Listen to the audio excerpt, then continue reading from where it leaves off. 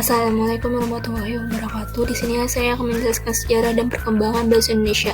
Yang pertama ada sejarah dan perkembangan bahasa Indonesia sebelum kemerdekaan. Pada dasarnya, bahasa Indonesia berasal dari bahasa Melayu, dipakai sebagai bahasa penghubung antara suku di Nusantara dan sebagai bahasa yang digunakan dalam perdagangan antara pedagang dari dalam Nusantara dan luar Nusantara. Ada 4 faktor yang menyebabkan bahasa Melayu diangkat menjadi bahasa Indonesia, yaitu pertama, bahasa Melayu sudah merupakan lingua franca di Indonesia, bahasa perhubungan dan bahasa perdagangan. Sistem bahasa Melayu sederhana, mudah dipelajari karena dalam bahasa Melayu tidak dikenal tingkatan bahasa atau bahasa kasar dan bahasa halus. Yang ketiga, suku Jawa, suku Sunda, dan suku-suku yang lainnya dengan sukarela menerima bahasa Melayu menjadi bahasa Indonesia sebagai bahasa nasional. Yang keempat, bahasa Melayu mempunyai kesanggupan untuk dipakai sebagai bahasa kebudayaan dalam arti yang luas. Sejarah perkembangan bahasa Indonesia setelah kemerdekaan. Bahasa Indonesia lahir tanggal 28 Oktober 1928. Pada saat itu, para pemuda dari berbagai pelosok Nusantara berkumpul dalam rapat dan mereka mengikrarkan Sumpah Pemuda.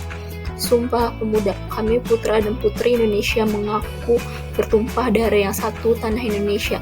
Yang kedua, kami putra dan putri Indonesia mengaku berbahasa yang satu bangsa Indonesia. Yang ketiga, kami putra dan putri Indonesia menjunjung bahasa persatuan bahasa Indonesia.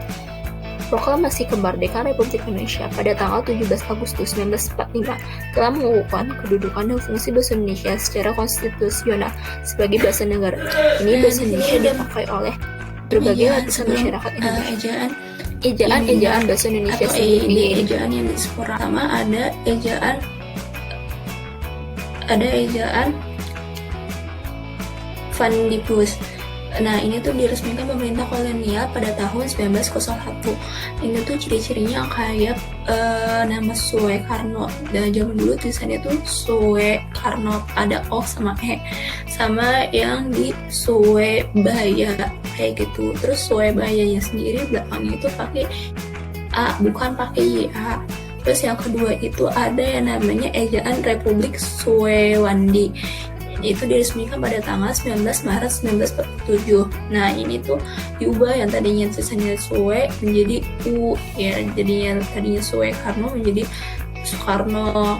Terus yang ketiga itu ada ejaan Melindo, itu Melayu Indonesia. Ini dikenal pada akhir tahun 1999. Nah, ini tuh sebenarnya membuat ejaan ini kurang